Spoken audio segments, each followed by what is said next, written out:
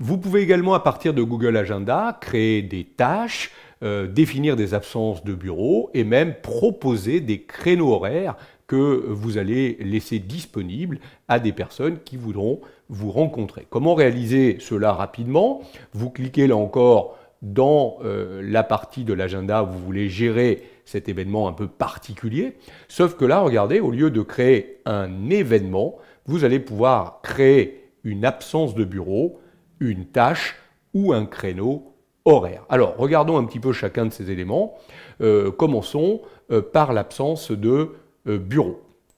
L'absence de bureau, c'est vous qui allez spécifier une plage horaire ou une plage de journée où vous n'êtes pas présent dans l'entreprise, ce qui permettra aux personnes de savoir évidemment que vous êtes par exemple en congé ou que vous n'êtes pas disponible pour une réunion, bien entendu. Donc vous voyez qu'on pourrait dire je suis absent le mercredi de 8h30 jusqu'à 16h et indiquer l'absence de bureau. On voit bien ce qui se gère automatiquement ici au niveau de l'agenda. Mais on pourrait très bien indiquer qu'il s'agit de toute la journée et finalement aller modifier les plages en disant par exemple qu'on va être totalement indisponible du 20 septembre jusqu'au 22 septembre. Donc là, on pourrait dire que finalement, on est en congé et on va refuser automatiquement, donc je n'aurai pas besoin d'indiquer que je refuse la réunion, on va refuser automatiquement les réunions nouvelles ou existantes à cette date-là. Vous avez vu qu'on le met là encore dans notre agenda et par défaut, c'est considéré comme un élément public. Hein. Donc tout le monde sait que je suis en congé. Alors évidemment, je ne suis pas obligé de le laisser public, hein. Je pourrais mettre une visibilité par défaut. En règle générale, hein, on ne met pas du privé, hein, on va laisser la visibilité par défaut, ou alors on définit que c'est totalement public, on est absent du bureau. On n'est pas obligé de mettre congé, hein, absent du bureau, tout simplement.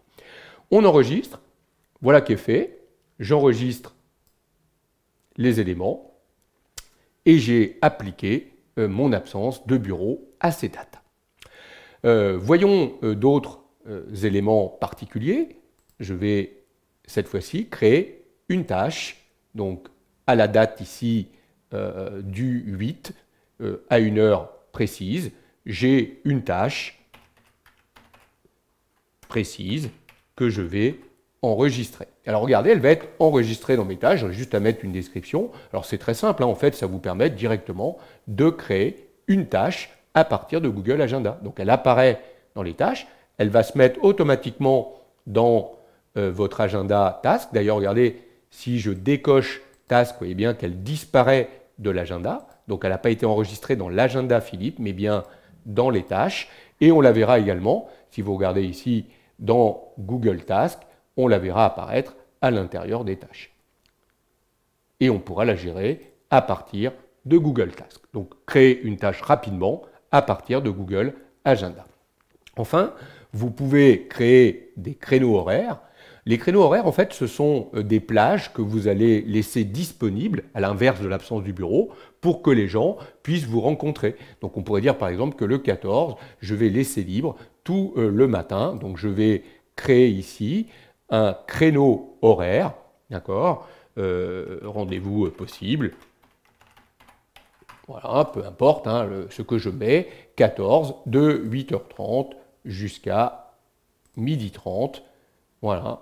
Je vais définir des créneaux d'une durée de 30 minutes, hein, donc possibilité toutes les 30 minutes de caler un créneau de rendez-vous. Je mets ça dans mon agenda, j'enregistre, et donc c'est une plage, plusieurs plages de 30 minutes qui sont proposées, et les personnes pourront utiliser ces plages pour me rencontrer si elles le souhaitent. Alors vous voyez, quand on crée une plage de créneaux disponibles comme ça, regardez, je reviens dessus, vous voyez que immédiatement je peux accéder à la page de prise de rendez-vous. Donc c'est l'URL de cette page que je pourrais fournir aux personnes qui auront la possibilité via l'internet de programmer un rendez-vous avec moi de 30 minutes. Vous voyez, il me signale ici que le prochain créneau horaire disponible est le 14 septembre et je vais pouvoir à partir de là, vous voyez, décider de prendre un rendez-vous à cette date. Donc les gens via ma page de créneaux horaires, pourront prendre ces rendez-vous. Vous voyez l'intérêt,